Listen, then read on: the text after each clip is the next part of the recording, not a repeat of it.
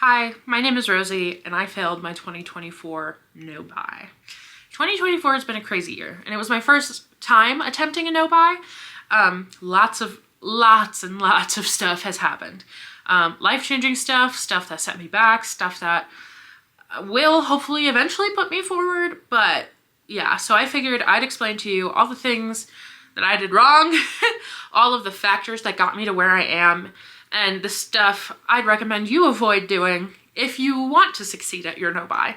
I am planning on hopefully trying it again in the new year, however with different stipulations based on what I learned this time around. Let's start from the beginning.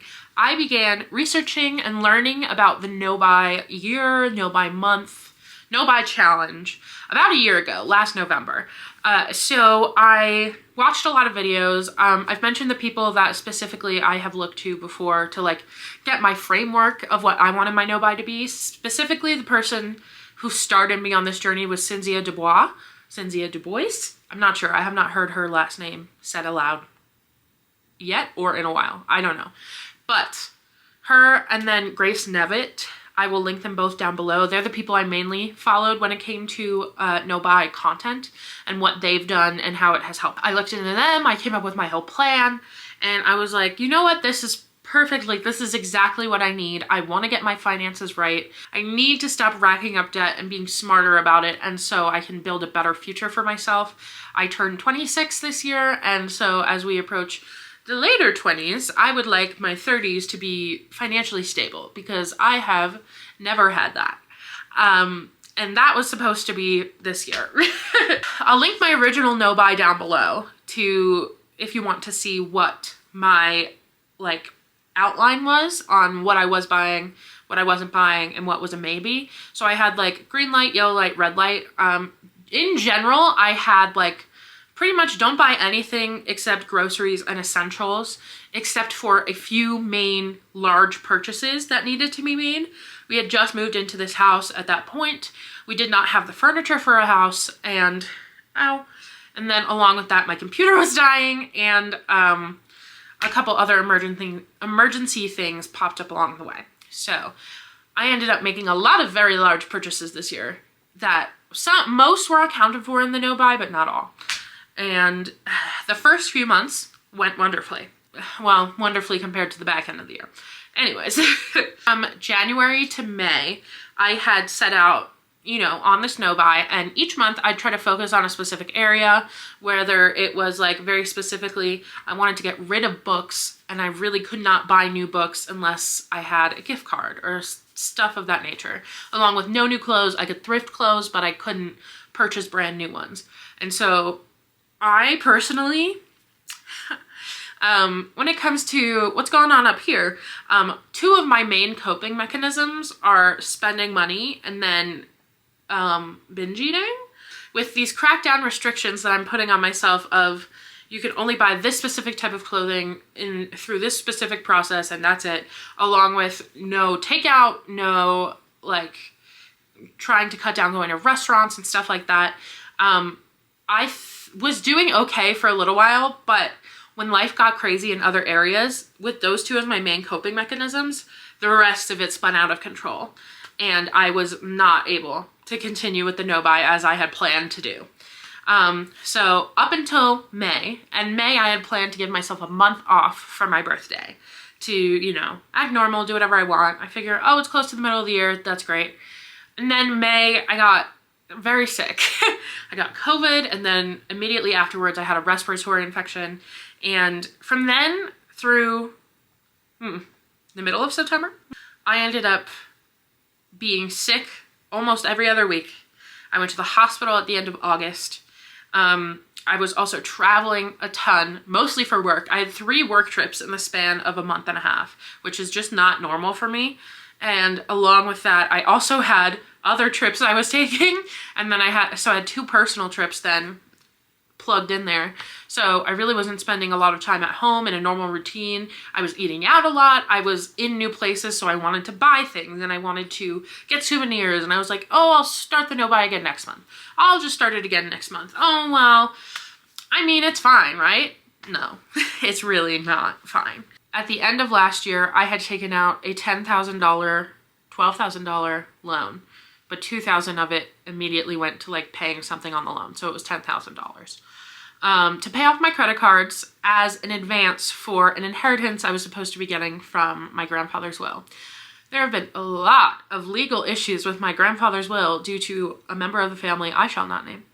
And that has not come through, and he passed away last August. And it doesn't look like it's coming through anytime soon due to said difficulties. So I took this $10,000 with the assumption that I'd be able to pay it back in bulk when I received that inheritance. Paid off my credit cards, put a little bit of it into savings, and then I still had some debt left, but I was like, oh, I can work on it. And I was working on it during those first 4 months. And then when everything started spiraling out of control around May, I was like, well, I have so much room on my credit cards and everything will be fine. Like I can buy myself a little treat. I can treat myself to this. I can do this and plan that and yada, yada, yada. And I have worked back up almost all of my credit card debt. Practically all of it. Along with now I have a $10,000 loan on top of that. Along with I also have student loans that started getting charged this year. So all this to say, I've been in a compounding state of debt this entire year, and I was doing better about it in the beginning, but then real life came crashing in and crushed me. And this is all my fault, by the way. Like, complete total responsibility and ownership of this. I have gotten myself into these messes. I was not the best financially educated as a child. Money was a very taboo subject in my family. However, as an adult, I really should have done my research before opening credit card after credit card after credit card. So I'm in this mess because of myself. At some point during the summer, I just stopped thinking about the no-buy because I was in such a bad state mentally, physically, emotionally. Like, I was just not doing well at all. And this was one thing that I was imposing upon myself. And theoretically, it was for my better good, but I hadn't acted upon it in months or like followed it. So like, it was just sort of a looming guilt in the back of my mind. So I said, you know what? Let it go. Let it go for the rest of the year. You can start again. But it is just not healthy to keep beating down on myself on something I know I can't currently change in the way I want to. Because I was so sick and I was just sort of like stuck bouncing from place to place, doing things I had to do. I did not have time to sit down and like actually think through a plan of action. So now here we are in October, the end of October, the beginning of November, and we are thinking ahead to next year. Since I let go of that guilt that was constantly, reaming down on me, obviously I've thought about it, and I do want to try to do no-buy again next year. Things are going to be very different, however, and that's due to a lot of different circumstances. You might have seen another video on my channel where I talked about my breakup. And because of that, I will be moving back to New York into my parents' house for a little while to get my feet back under me after this lease ends. After this lease ends, I am so fortunate enough to have a family that loves me and is willing to let me do this. I will be living in their basement and I will not have rent to pay. That is going to be my absolute saving grace this next year, because I will be able to take the freaking $2,000 in expenses I was paying every month for rent, utilities, etc., and put it towards paying off this debt I have accumulated. I'm so grateful for that. Genuinely, when I think about the future and I think about next year, the thing I'm most excited for is to have the chance to finally like get ahead on this and like put it to rest and hopefully start over and like give myself a solid foundation for my future like I want. When I tried it this time around, I was borrowing on money that has not come in yet, which you should never do, as well as I did not clear out all of my debt before moving on to other things, like the big purchases I wanted to make for the house. I didn't clear all of my debt before that. That was my biggest mistake, because I was like, oh, what's a little bit of debt? No, I want it all gone this time. Absolutely all gone before I start the next step of like utilizing credit cards for points and, getting the best cash back on this card versus this card. When I booked my London trip, which I'll be going on soon, I booked it on a credit card that I had just paid off because I had money to pay for about half of it, and it had travel points attached to it on the credit card if I booked it through there.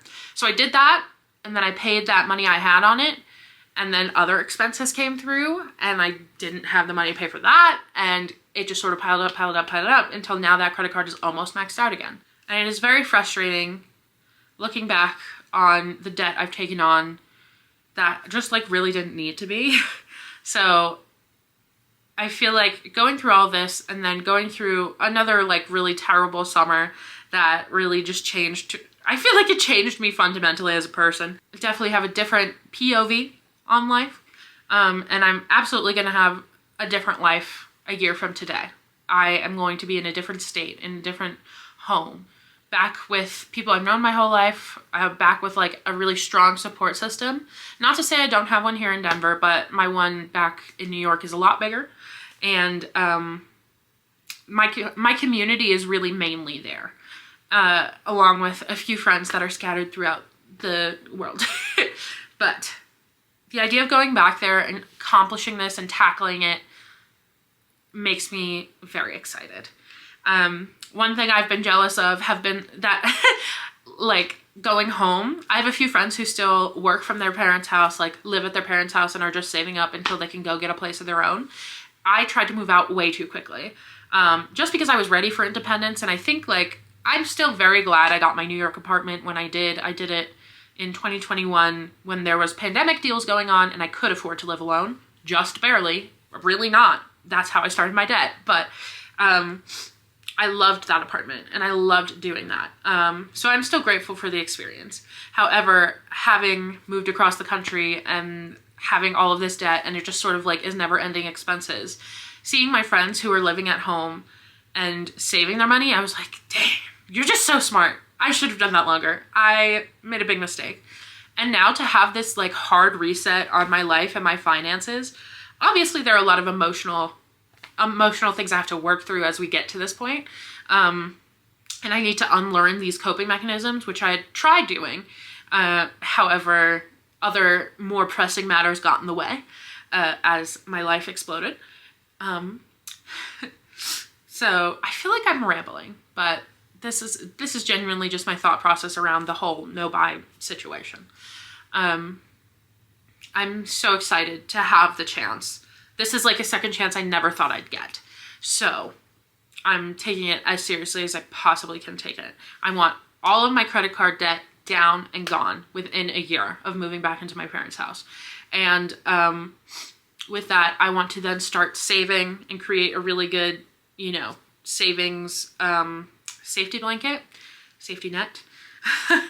Obviously, I'm going to save along as I pay off my bills, just so it's not I'm doing all in one and not the other, because I've watched a lot of videos on this and I know that's not a good idea. So I will be doing it alongside each other. However, I will be focusing more of the money towards paying off my debt. So very specifically, I wanted to talk about the things I did wrong and then the things I did right. When it comes, I made a little list.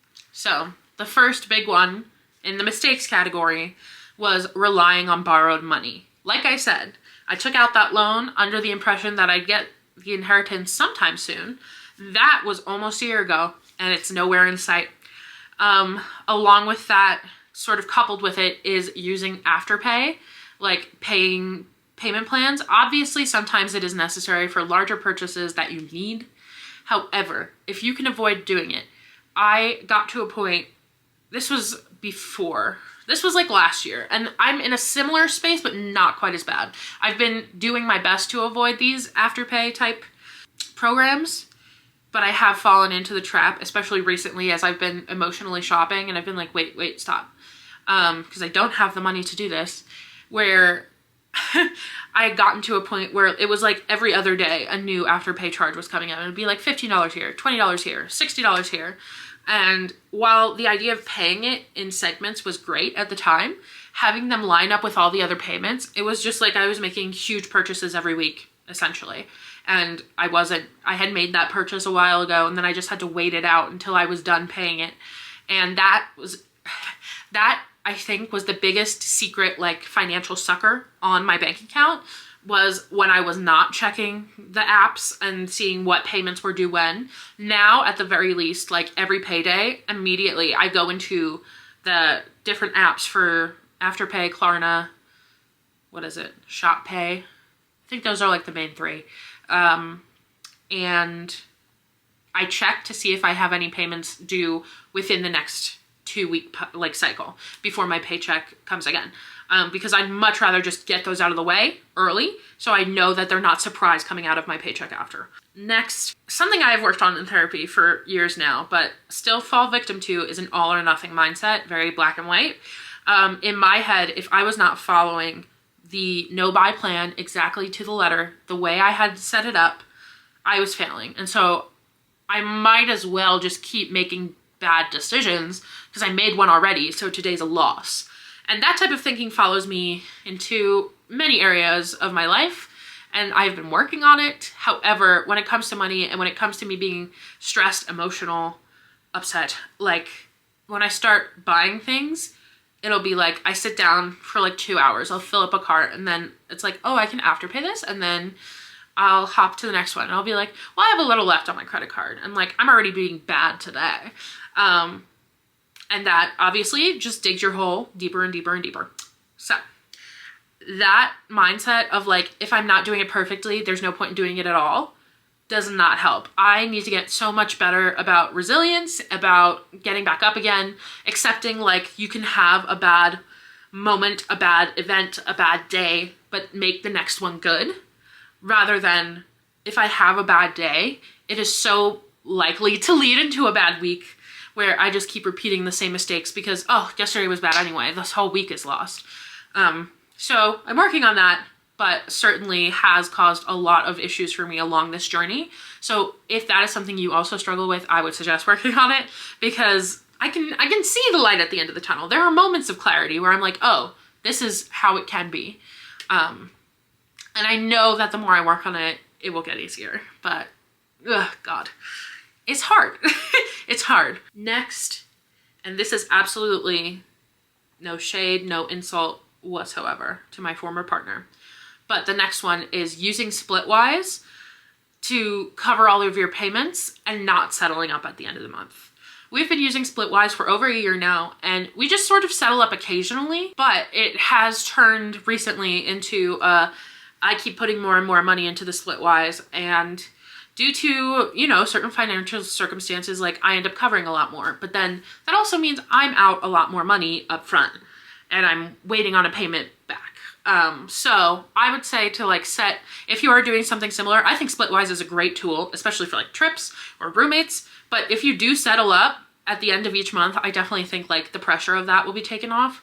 I wish I had started doing that sooner because maybe that would have helped, especially when it comes to like my money stress. But I've learned, we're working on it. So I would suggest if you are doing any sort of Splitwise arrangement, making sure it is clear the settlement date, whether, you know, if you obviously, people can be flexible if they need to be, but having a set one each month that you are expected to do it by, I think could only help. And then finally, sort of with the mental aspect was not finding different coping mechanisms. Like I've said, shopping and eating are my two main like vices. And they're what I go to in times of struggle and stress. And I'm just like, I just need something back in my comfort zone. It's that stuff. There are moments, once again, where I can avoid the urges and I can redirect them. And that's always great. However, in high emotion moments, like this past month, I have been horrible at it because I haven't wanted to. I haven't wanted to change it. And I've just dug myself deeper and deeper into this debt hole. And now I'm like, oh God, I need to change it. So that gives me a little extra motivation to do those pivots. However, finding different things to focus that energy on that actually do hold the same type of like serotonin hit has been very difficult. So if you have any recommendations on that, would love to hear below. But essentially what I've been trying to do is whenever I do want to shop, I will fill up the cart, but then I will close the tab. So then I will just try and shut the computer and ignore it. And that will normally work. Or This really only happens when I'm in like a gaming mood, but Stardew Valley and Animal Crossing are both like games where you can get a lot of money really quickly as you're playing. And so when I'm like, I really need to shop, I don't have any money, I will go into one of those and just shop with the fake money. And like, not that that fixes things per se, but it does take the edge off, weirdly enough. I still need to work on others and like expanding my portfolio of different coping mechanisms. But, you know, definitely watching out for those, recognizing if spending excessively is a coping mechanism for you, shopping. It's a hard one. It's a hard one to have, and I'm happy to talk to you about it because I've been thinking about it and talking to my therapist about it for years. But yeah, recognizing that and knowing that it is best for you to figure out how to pivot and come up with new coping mechanisms. And then I don't want this to be an entirely negative video about failure. Obviously, things come with good and bad. And I did do those first 4 months like as closely to the book as I could. And I'm proud of those first 4 months, even if the back end of the year is not my best. What I did right was when I was building my no-buy plan each month that I did do it properly, I had focused areas when it came to spending each month. So like, if I did actually follow them, I would be like, okay, well this month I'm planning on buying my new computer. So that's what we're focusing on. And that made it a lot easier to not spend on other things when I was like, okay, well I need this money very specifically for this computer that I want by the end of this month. So to have your goals and be able to like focus on them and make them as close to you as you can, I'd say, to like keep your interest in them alive. And I need not immediate gratification, but close enough that I know it's coming soon. So setting even tinier goals before your big goal, if that is what will help you attain it. When I did do that, I found I was much more successful in actually following my rules. The next thing I did right was opening a high yield savings account. Obviously these have been around for a while. I included it in like my money tips video way back whenever I made that. Genuinely, I only have money to spend in London and Edinburgh because I opened that account. Because I put money in there and I did take from it when I needed to.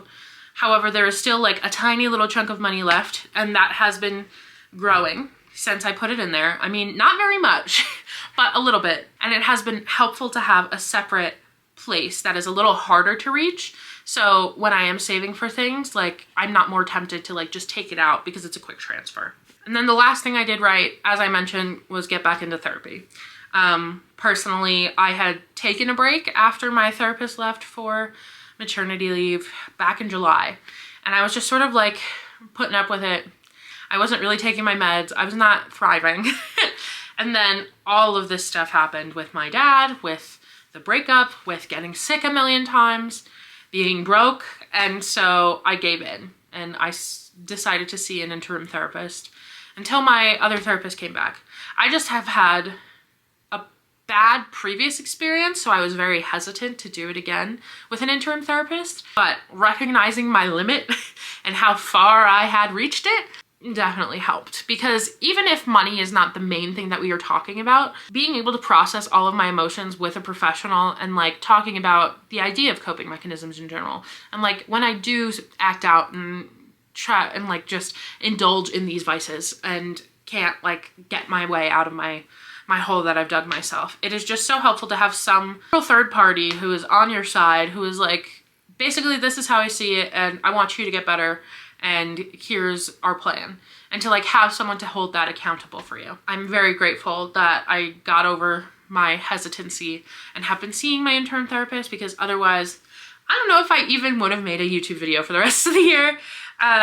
So once again, final tip, get a therapist if you can. It truly has helped keep me sane for the past 3 years of my life, 4 years of my life, but also very specifically in the really tough times. So this is the end of my no-buy update video. I have been nervous to make this because I've kept being like, well, I'll try it again. I'll just do it again. But honestly, quite honestly, letting go and being like, I've tried, there's too much other stuff going on right now to focus wholeheartedly on this, and allowing myself to just be like, I will try again in the new year, has been the best thing I could have done, because I don't like to half-ass shit. If I'm doing something, I want to commit to it, and I want to see results. And I just have not been in a place to do that for the past few months. So I'm excited to restructure using all of the things I've learned along with my new accommodations, and just sort of rebuilding my life from scratch is scary, but I'm grateful for the opportunity to be able to do it. For those of you who are also on the no-buy journey this year, how's it been going for you? I have not done a check-in in a while for obvious reasons, but has it been going well for you? Are you still sticking it out? Are you just putting it on hold until next year like me? I would love to hear.